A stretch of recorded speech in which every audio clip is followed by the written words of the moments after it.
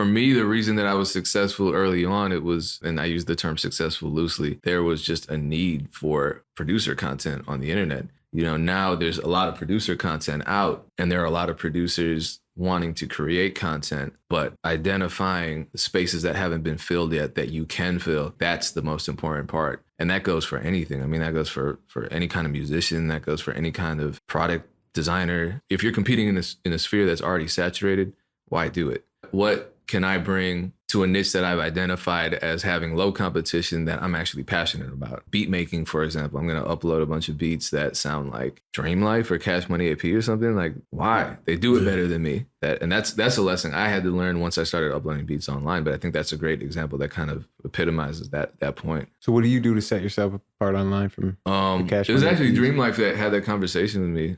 He said, you know, no one can make soulful beats like Pain One. I'm like, oh, I never thought of it that way. And then I started thinking like, okay, Jeezy, 50 Cent, Ludacris, Rick Ross, all the beats that I got placed in the industry kind of had this similar sound. Why am I approaching, you know, as an independent producer, my upload model in a completely contradictory way to what worked in the industry? A lot of beats that I had made, you know, during that era, I just revisited, made sound better. And then I uploaded those, and suddenly I'm realizing people are coming and subscribing more, and the engagement is going up. So it makes total sense. I mean, in retrospect, it was idiotic to think anything else. I mean, there are ways around it, obviously, but it takes a lot of research. It takes a lot of energy. It takes a lot of effort, and that's necessary. But you may as well just do what you love and you're passionate about and you're already known for. So you did all this coming out of Wisconsin.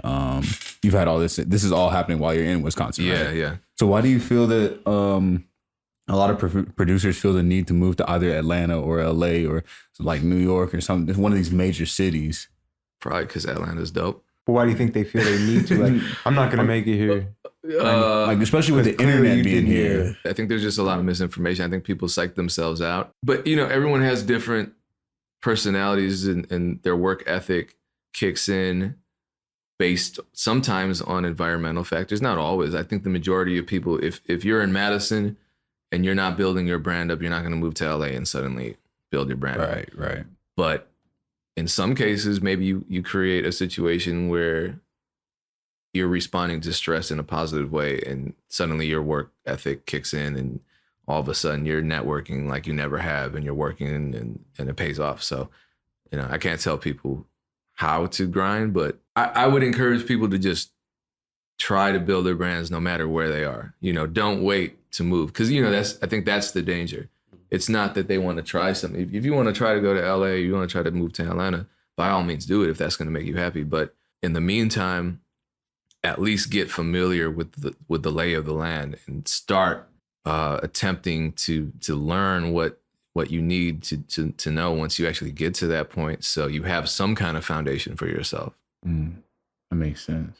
I think there's a meme going on right now. It's change starts from within, not from moving to Atlanta. You guys seen it? Well, okay, you're unique because how many people, like 1 million people moved here last year? For real?